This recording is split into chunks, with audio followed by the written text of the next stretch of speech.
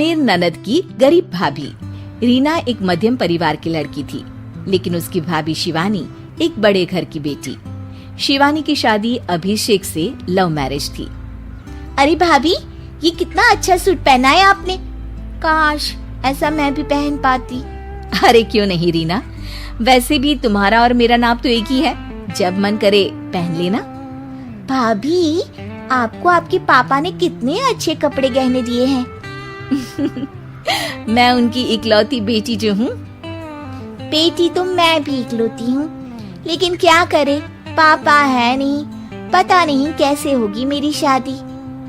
तभी वहाँ शिवानी की सास आ जाती है। अरे क्यों नहीं करेगा भाई तेरी शादी धूमधाम से, आखिर जिम्मेदारी है तो उसकी। और वो दिन भी आ जाता है जब रीना की शादी तय हो जाती है। अभिषेक, क्या हुआ? आप इतने परेशान तो कभी नहीं दिखे। कोई बात है तो बताइए मुझे। अरे शिवानी, वैसे तो शादी का सारा इंतजाम हो गया है, लेकिन गहनों का रेट तो आसमान छू रहा है। कैसे क्या करूं, कुछ समझ में ही नहीं आ रहा। थोड़ी देर में शिवानी अपने पूरे गहने अभिषेक के सामने रख देती है। ये लीजिए, गहनों का इंतजाम भी हो गया। अरे नहीं नहीं शिवानी, मैं ये गहने किसी हालत में भी नहीं ले सकता। ये तुम्हारे पिता ने तुम्हें दिया था, और तुम हो कि। तभी वहाँ सास आ जाती है। अरे तो क्या हुआ, इसकी तो हो गई ना शादी, अब किसे दिखाने हैं इसने गहने। सास गहनों का डिब्बा शिवानी के हाथ से लेकर वहाँ से चली जाती है। रीना की शादी धूमधाम से होती है और अब वो बड़े घर की बहू बन जाती है। वहीं रीना की शादी के बाद शिवानी और अभिषेक उसकी शादी के कर्जों से डूब जाते हैं। मैं सोच रही हूँ नौकरी करनी शुरू कर दूं, वैसे भी पढ़ी लिखी हूँ, आपकी थोड़ी मदद भी हो जाएगी। वैसे शिवानी, कुछ दिन कर लो तो अच्छा ही होगा, क्योंकि जरूरत भी है। अब शिवानी भी नौकरी करने लगती है और घर खर्चे में अभिषेक का हाथ बटाती है। एक दिन शिवानी, रीना का फोन आया था, कह रही थी कि आने वाले त्योहार में उसके ससुराल जाना है। ठीक है माँ।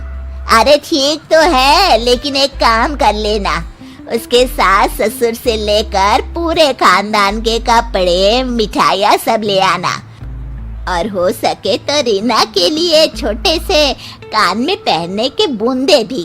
और क्या है ना, शादी में उसे सारी बड़ी बड़ी कान की ज्वेलरी दी थी, घर में पहनने के लिए तो उसके पास कुछ भी नहीं है।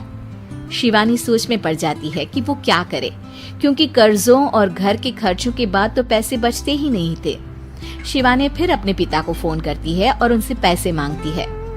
देखो शिवानी, मैंने तुम्हें शादी के वक्त ही मना किया था कि ऐसे घर में शादी करनी ही नहीं चाहिए। अरे अभिषेक को शर्म आनी चाहिए जो ससुराल से पैसे मंगवा रहा है। शिवानी को पिता की बात पर गुस्सा आ जाता है।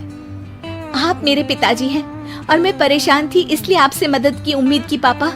अभिषेक को तो पता भी नहीं है कि मैंने आपसे पैसे मांगे हैं। शिवानी सोचती है कि वो अभिषेक से बात करे, लेकिन फिर उसे लगता है कि वो टेंशन ले लेगा। तभी शिवानी की नजर हाथ के कंगन पर पड़ती है। सीधे बाजार जाती है और उसे बेचकर ननद के घर ले जाने का सारा सामान लेकर आती है और सास के सामने रख देती है। हाँ ठीक है, लेकिन फल थोड़े और अच्छी क्वालिटी के होने चाहिए थे।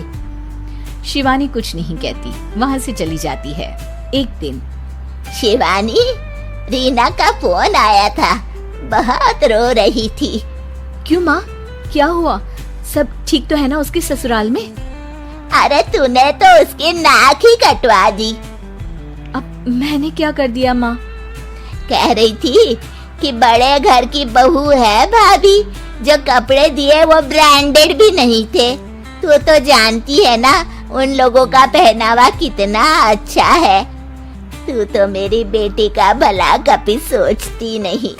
हाय भगवान, अरे बड़े घर की बहू है, इसी बात की जलन है ना तुझे, लेकिन याद रख मेरी बेटी का सोचने के लिए भगवान है।